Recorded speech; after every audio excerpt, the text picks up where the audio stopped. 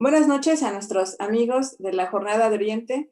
Los saluda Patricia Méndez en otra emisión del programa Las Reporteras. En esta ocasión le damos la bienvenida a Ángel Manuel López Rafael.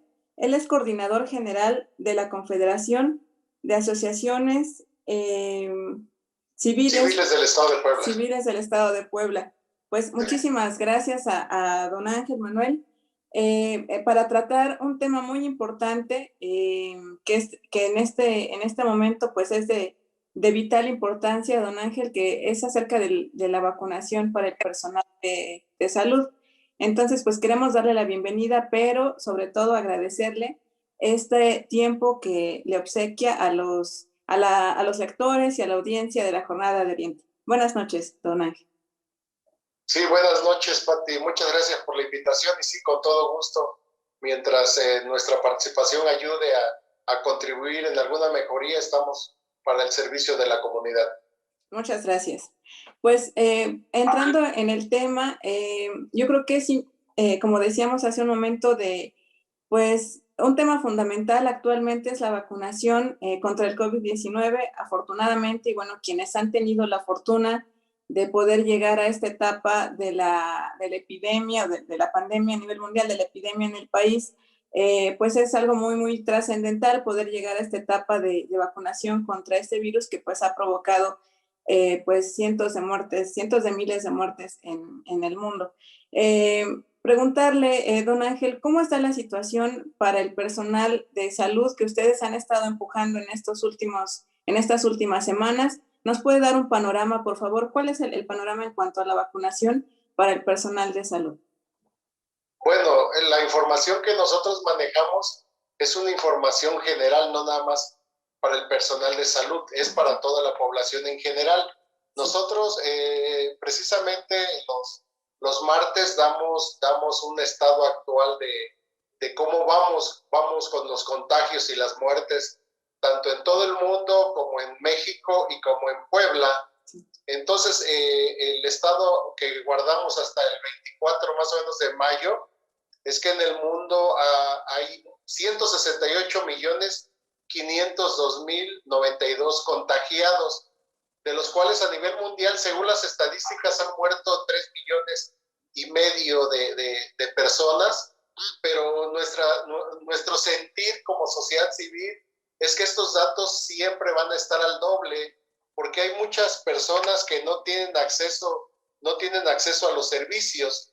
Entonces, estas cantidades para nosotros es el doble. Estamos hablando de 7 millones de muertos en todo el mundo, que la estadística oficial dice que es un 2% de letalidad en el mundo, pero nosotros pensamos que está en el 4%.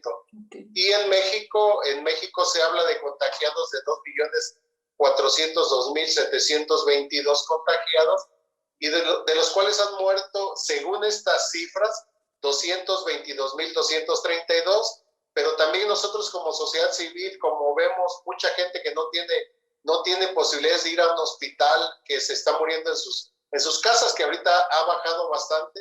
Estamos hablando de una cantidad de 500,000 de muertos, igual más o menos en la Revolución Mexicana, se estiman que murieron 500,000, aparte de la lucha armada, sí fueron 500,000 por la peste española, y estamos hablando entonces de un porcentaje de letalidad, la oficial de 9.25%, y nosotros decimos que es un 18%.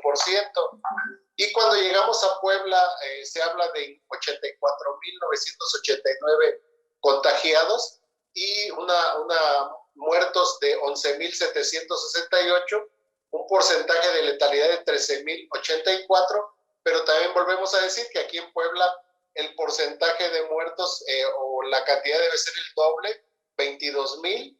Y bueno, cuando pasamos a lo que me preguntaste de las vacunas aplicadas, ya estamos hablando de 26.655.760 vacunados, pero el problema es que de los cuales 11.794.000 son apenas los que tienen los esquemas completos. Estamos hablando apenas de un 9.34%. Entonces nos preocupa mucho que en esa en ese avance que se lleva es muy bajo y bueno, en caso yo me acabo de vacunar el jueves pasado, ya llevo pero es de doble dosis. Hoy precisamente me habló el grupo Correcaminos para preguntarme si me había vacunado, o sea, le dieron seguimiento. Eso está muy bien, pero nos preocupa bastante que el avance sea demasiado bajo con respecto a que tenemos el problema que puede volver a resurgir. Por ahí había una noticia que en un estado está resurgiendo, está creciendo otra vez, entonces sí estamos preocupados. Y aunque nos vacunamos, bueno, la recomendación de la llamada que me hicieron hoy es que aunque tenga yo una dosis o tuviera yo completas, que hay que seguirse cuidando de manera natural con cubrebocas, cuidar la sana distancia. Entonces sí es un problema que estamos preocupados. Las organizaciones de la sociedad civil pensamos que el gobierno pudo hacer mucho.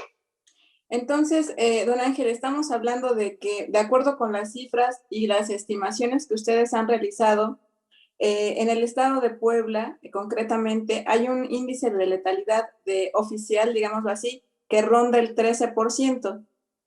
Es correcto. Y este índice oficial podría incrementarse si se hacen las estimaciones que ustedes han realizado, que rondan más de 20,000, 22,000 personas fallecidas, decía usted.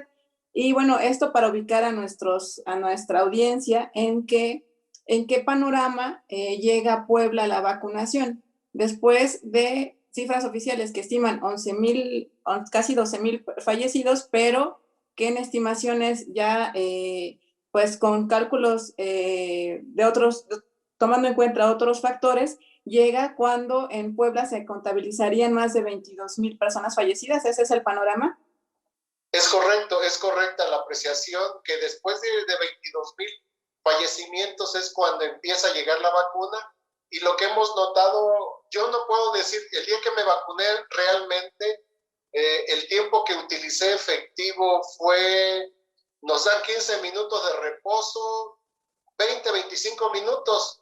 Esperemos que así sea en todos los aspectos. Me tocó ver en comunidades de San Andrés Cholula, en donde señores con bastón, con silla de ruedas, haciendo cola en plenos rayos del sol, todo muy desorganizado. Ojalá la experiencia que yo viví ya se esté aplicando en todos los lugares donde las personas van a vacunarse, porque de verdad es lamentable ver a personas de la tercera edad, a personas pues que no pueden caminar bien y que estén haciendo fila durante 3, 4, 5 horas. La mera verdad, mi experiencia, y eso por el reposo que me dieron de 15 minutos, sabemos que hay personas que han muerto con las vacunas, le da la trombosis, hay personas que están, que su organismo no acepta esta vacuna, pero claro, son mínimas, pero finalmente me gustó el tratamiento que nos dieron de esperar 15 minutos de reposo para ver cómo iba reaccionando la vacuna.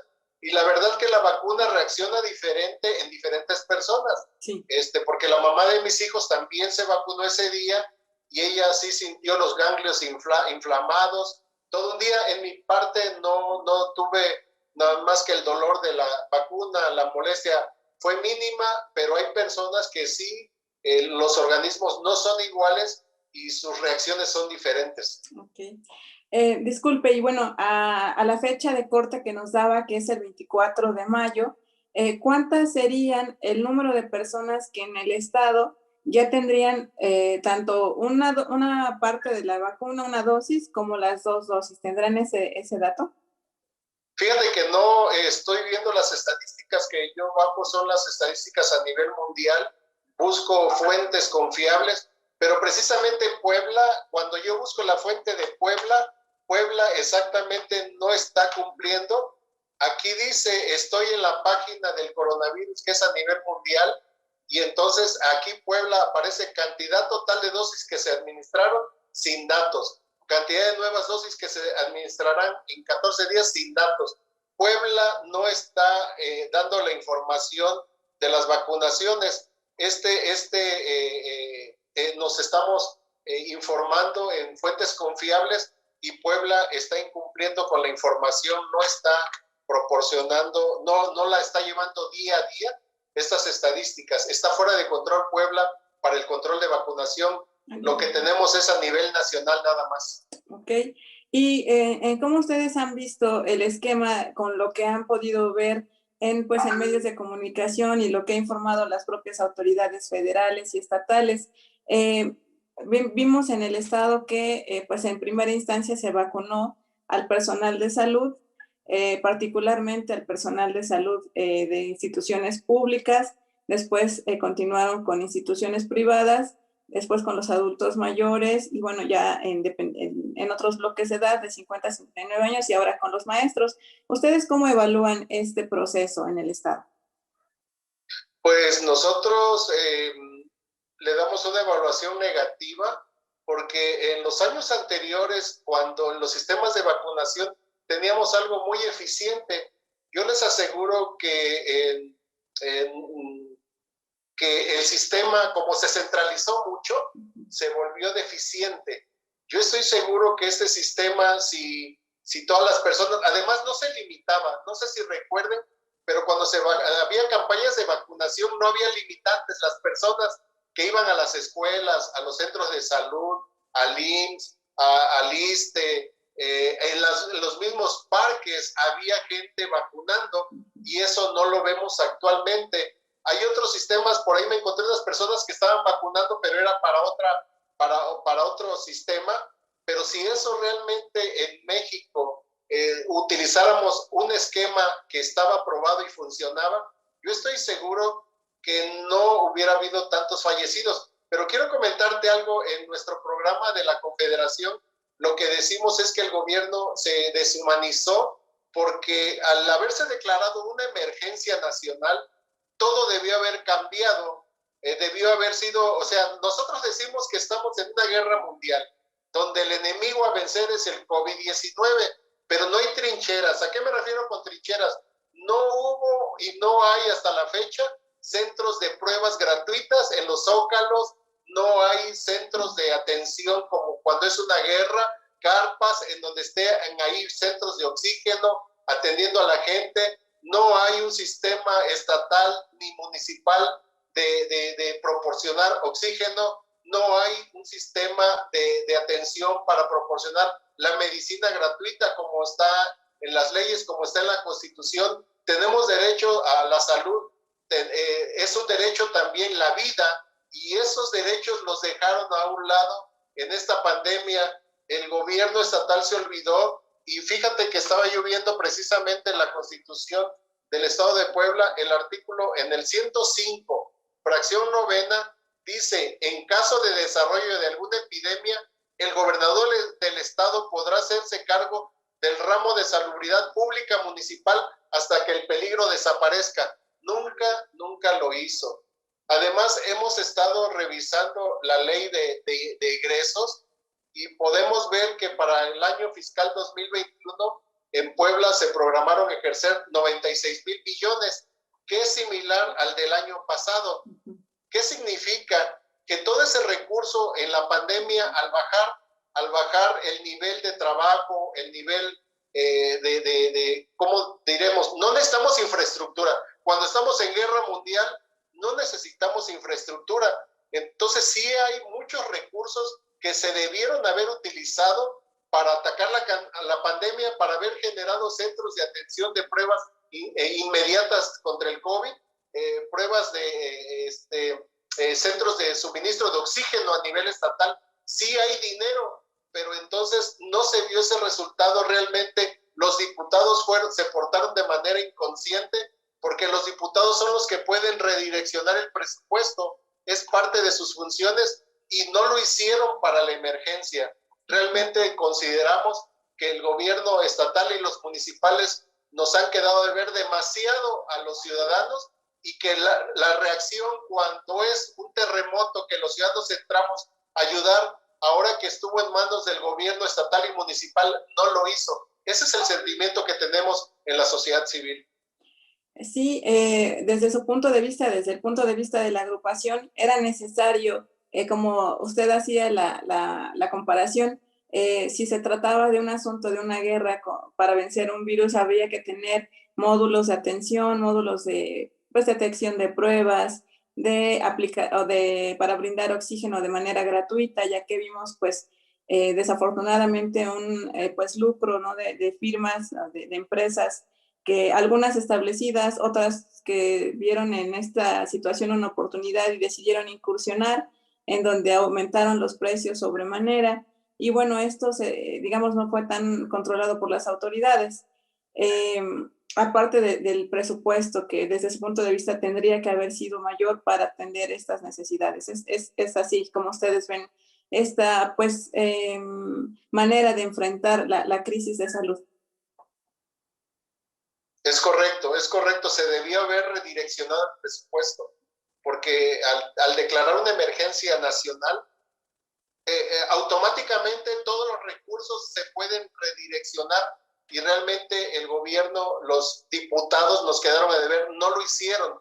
Ellos sí tienen las facultades de buscar que se redireccione el recurso hacia donde más se necesita, y más si hubo una declaratoria de emergencia nacional, y bueno, no tenemos duda que era una declaratoria de emergencia a nivel mundial, pero en este caso para poder redireccionar los recursos lo necesitábamos de una manera nacional. Ya llevamos un año con esa emergencia, no se ha levantado y realmente no se ha visto ese cambio del gobierno que por lo menos en esta última etapa reaccione para que ya no volvamos a caer otra vez, porque yo creo que una tercera, lo que estuvimos observando es que en la primera fase desaparecieron muchas empresas.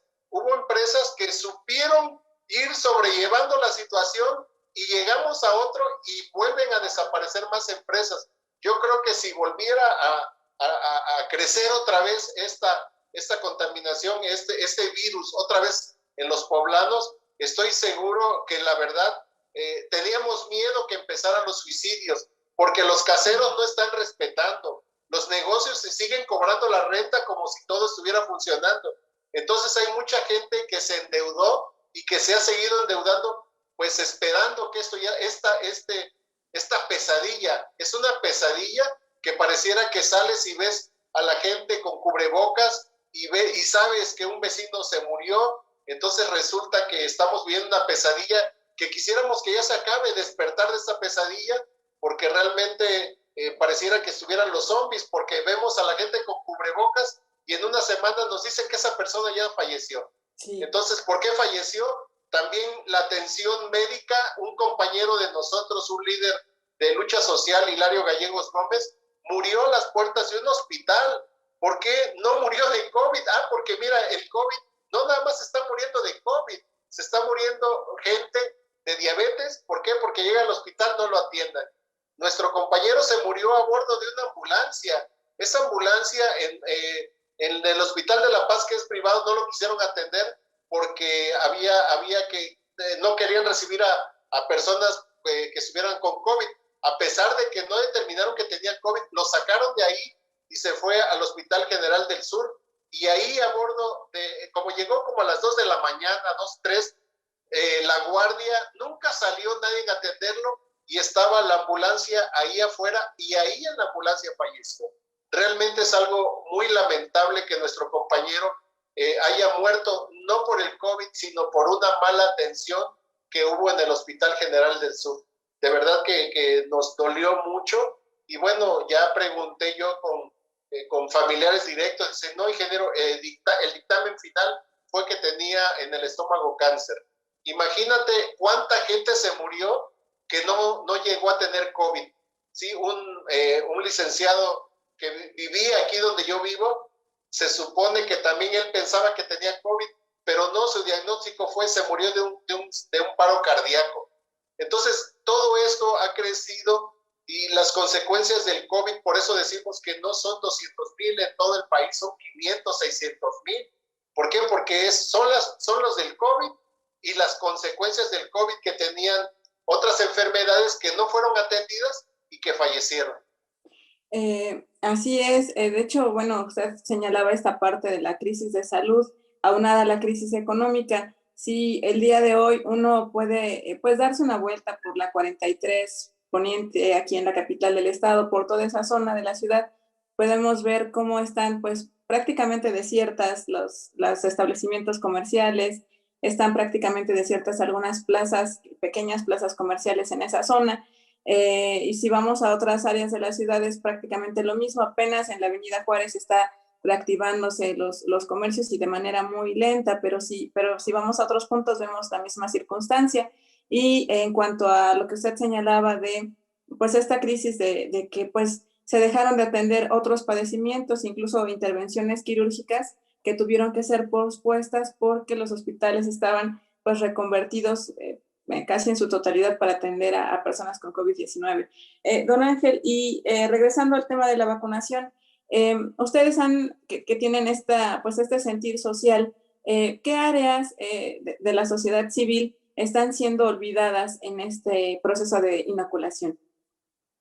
Pues bueno, ya lo dijimos, aunque lo entiendo, también hay desconfianza. Realmente circula mucha información que deforma el beneficio de la vacuna. Entonces, muchas personas de la tercera edad no quieren vacunarse. Me tocó ver también estas personas que se vacunan porque va el nieto, el hijo, y los llevan casi a la fuerza. Entonces, yo creo que esa parte también se debió haber ver que el gobierno dijera, bueno, las personas de la tercera edad y las personas que tienen alguna incapacidad física, pues bueno, ir a sus viviendas, hacer esa campaña de vacunación para que esas personas en su casa recibieran este beneficio. Pues nos acordamos que ha pasado el tiempo y se ha deshumanizado. El servicio médico también, no sé si recuerdas, era también a las casas cuando una persona estaba ya muy mal. Entonces, toda esa parte se perdió. Solamente el privado, que pues el que tiene el recurso, lo logra hacer, pero el beneficio debe de ser para toda la población. Entonces, yo lo que he visto que las personas que son de la tercera edad, a pesar de que fueron los primeros que se debieron haber atendido, hay mucha gente que no quiso y que como el gobierno no ha sabido reaccionar, no ha podido llegar a ellos. También las personas que tienen una incapacidad física, si vemos cuando se están vacunando, casi no hay personas de este tipo. ¿Por qué? Porque a lo mejor es una persona que en su vivienda apenas si sobrevive. ¿Cómo va a salir a pagar un pasaje de camión para ir a un centro para vacunarse? No lo va a hacer. Y entonces en la estadística que al final vamos a tener es que de un 100% de personas que se deben de vacunar, pues nos vamos a quedar bajo con un 60, un 70% por todas las personas, primero las que son renuentes, que sí pueden ir, pero no van porque la información de las redes deforma el beneficio de la vacuna, las personas de la tercera edad y las personas con alguna discapacidad, estoy seguro que no van a ir a vacunarse si no es que van a sus viviendas a buscarlos para vacunarlos. Así es, en realidad no vimos esta pues estrategia para poder ir a llevar la vacuna a lugares en donde la gente no podía ir a los centros de vacunación. Vimos al principio una serie de brigadas para adultos mayores, no sé si recordará usted, que fueron una estrategia que puso el gobierno del estado, pero no hemos visto que se vuelva a poner en marcha esta estrategia para quienes han ido. Y bueno, dentro de sus estimaciones, entonces podríamos hablar de que, como usted señalaba, del 100% de personas que tendrían que estar vacunadas en los diferentes bloques que ya han sido, digamos que atacados, estaríamos hablando que un 60% cumpliría con la inoculación y un 40% se quedaría sin vacuna. Sí, es un porcentaje muy alto porque no han sabido dirigirse hacia esa gente. Y también yo te aseguro que en los barrios muy marginados, no creo que esa gente también acuda a vacunar. Se desconectó el internet. Sí. Así es, bueno, retomando, don Ángel, entonces estaríamos hablando que un 40% se quedaría entonces sin el fármaco, que sería Así es. Pues un porcentaje muy alto tomando en cuenta que se desconectó el internet. Sí. Así es, bueno, retomando, don Ángel, entonces estaríamos hablando que un 40% se quedaría entonces sin el fármaco, que sería Así es. pues un porcentaje muy alto, tomando en cuenta que casi estamos hablando de un 50% de las personas que tendrían que haber recibido este beneficio, pero que no lo tendrán. ¿Se refería usted particularmente a barrios marginados, a zonas alejadas de la ciudad, sí, o de municipios que están pues, alejados? Así es. Okay. Sí, porque a mí me tocó viajar el fin de semana hacia la Sierra Norte y se asombraron que les dijera que yo me había vacunado. Me preguntaban, oiga, pero ¿cuándo van a llegar aquí? Le digo, la mera verdad, la información también que se está manejando en el estado está dejando mucho que desear. Realmente no hay un buen canal de comunicación. Realmente llegan flachazos de que en tal periodo va a haber vacunaciones, pero te contestan desde otro grupo que es nacional. No, el estado, lo que vemos es que no está participando activamente en este control de vacunación. Y eso es grave porque precisamente eso está originando esos vacíos. Para mí algo muy natural de vivir en Puebla, desde que la gente se estaba vacunando entre 50 a 60, llego allá a la Sierra Norte y desconocen completamente cómo está el esquema. Realmente no hay información de nada de cuál es el plan de vacunación ahí en la Sierra Norte. No saben. Okay. Aparte de la Sierra Norte, ¿qué otras áreas ven ustedes de la entidad que podrían estar en ese riesgo? Igual en la Mixteca poblana, desde Acatlán hasta Chiautla, Colalpan, son también municipios que están muy aislados, que no tienen acceso a toda la información. A mí me ha tocado que llegue yo a esas zonas y me pregunten cómo va el país, cómo veo a AMLO, quién va a ser el candidato, y hasta me preguntan por quién hay que votar, porque desconocen, no tienen mucha información. En pleno siglo XXI tenemos lugares aquí en Puebla aislados, no tienen internet, no tienen línea telefónica. De verdad que es algo muy preocupante, porque eso afecta y origina que la gente se enferme más fácil y que esté falleciendo, y que esa información no nos llegue aquí a Puebla capital. Don Ángel, ¿cuál sería la expectativa, ya para finalizar, que ustedes tendrían en cuanto a lo que resta, bueno, que todavía es un camino muy largo para el proceso de vacunación y atención de la crisis de salud por el COVID-19? ¿Cuál sería el camino que ustedes ven que las autoridades deben seguir? Pues es que realmente se debe de cambiar la forma. Primero, pues, generar un centro estatal de información de vacunación en donde ya se tenga un esquema de los 217 municipios, cómo se van a vacunar, qué partes van a ser las que van a hacer esta labor de vacunar, porque realmente aquí venir a Puebla a vacunar es fácil. ¿Por qué? Porque como la información fluye, si vivo en La Paz, voy al hospital del IMSS, el número 6, que está por Plaza San Pedro. Pero irse a un municipio ya muy alejado, donde hay rancherías y comunidades muy alejadas, realmente deben de hacerse pues grupos que vayan específicamente a los municipios, con el censo de los municipios, cuánta gente vive en ese municipio, para saber la meta. Eso no se está manejando, no hay metas, no hay un orden, no hay una secuencia, y yo creo que el gobierno lo que debe de hacer es, bueno, un centro de control de vacunación estatal, y en ese centro de control de vacunación estatal tener en la mira a los 217 municipios y tener ya graficado en qué tiempo se va a hacer.